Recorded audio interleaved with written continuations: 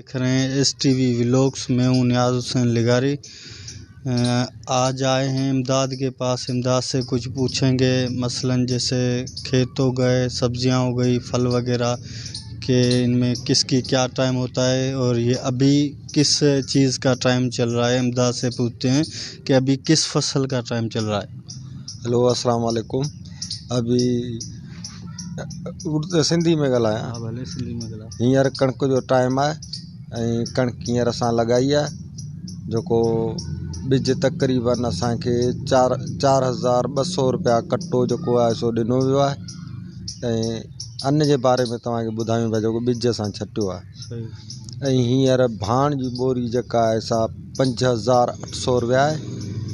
टेवी जी हिते असांखे मिले थी 5,800 रुपया। ऐं तक़रीबन जहिड़ो ग्वारियो जेको आहे उहो 2,200-2,300 रुपया ॿोरी आहे।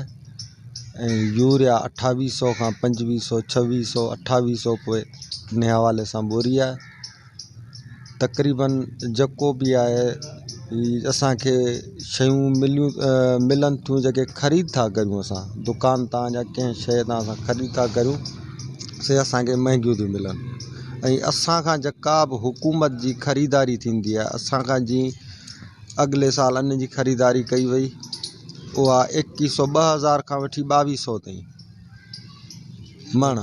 2,000 खां वठी 2,200, 1,900 खां वठी 2,200 दंग आहे। 2,200 ताईं ख़रीदारी कई वई, जेका हींअर असांखे जीअं हुकूमत खे रिलीफ ॾियणु खपे। असां खां का शइ वठे थी, आबादगार आहियूं, ऐं का शइ जेका असां खां वठे थी त उहा असां खां सस्ती थी वठे। ऐं असांखे जेका बि शइ ॾिए थी उहा महांगी थी ॾिए। न त हुकूमत जो कमु आहे, हुकूमत ग़रीबनि खे जेका आहे रिलीफ ॾियणु खपे। रिलीफ ॾियणु खपे त असांखे जीअं वरितऊं 2,200 रुपया मण असां खां अन्न वरितऊं त उहो साॻूणो असांखे 4,200 खां 4,400 रुपया मण ॾिनऊं, कट्टो ॾिनऊं। इहो असां तव्हांजी जेका आहे ॻाल्हि अॻिते गवर्नमेंट ताईं लाज़मी चवंदासीं ऐं उन्हनि खे माना हथबधी गुज़ारिश कंदासीं त किसान भाइनि सां कुझु इंसाफ़ कयो वञे।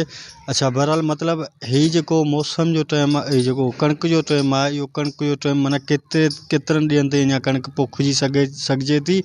ऐं उन में तव्हां इहो ॿुधायो इहो घणे टाइम जो फ़सुलु आहे, घणे टाइम ताईं फ़सुलु इहो हलंदो? इहो 6 महीना जो फ़सुलु आहे। ऐं इन जी काश्त जेका आहे डिसंबर जी 15 ताईं जेका असां दंग थी वई, 15 खां पोइ ही काश्त न थींदी। उन खां पोइ थींदी त पोइ एवरेज न ॾींदी। अच्छा, 6 महीननि खां पोइ तव्हां वरी पोइ ॿियो कहिड़ो फ़सुलु जेको आहे काश्त कंदो? 6 महीननि खां पोइ कहिड़ो फ़सुलु हिते थींदो आहे? कणिक खां पोइ बसर लॻंदो आहे, बसर लॻाईंदासूं। वोण आहिनि, फुटी आहे, उहा लॻाईंदासूं उन हवाले सां।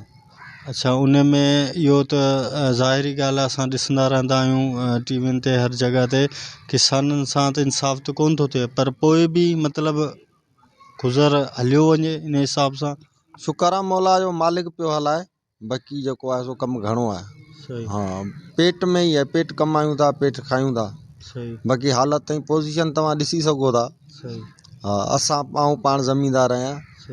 मूंखे भुट्टे साहब जे थ्रू ज़मीन ॾिनी वई आहे, मुंहिंजे वालिद साहब खे भुट्टे साहब जे थ्रू ज़मीन ॾिनी वई आहे।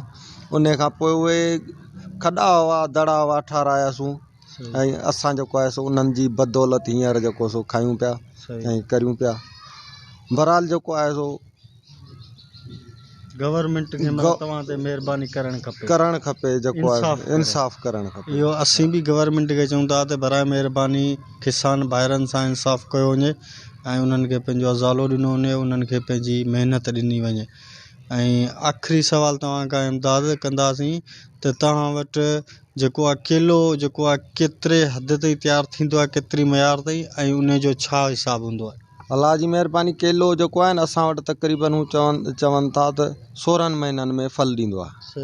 असां वटि तक़रीबन हिते आबो हवा जे हवाले सां पाण वटि हिते तक़रीबन जेको 9 खां वठी 10 महीने में फल ॾियो वञे।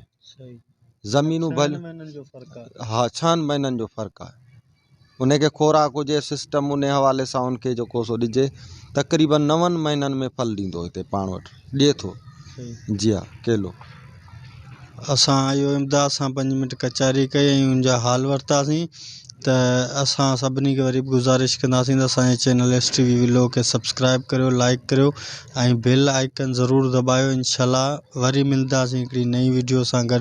तेसिताईं इजाज़त ॾिजो। अल्लाह हाफ़िज़।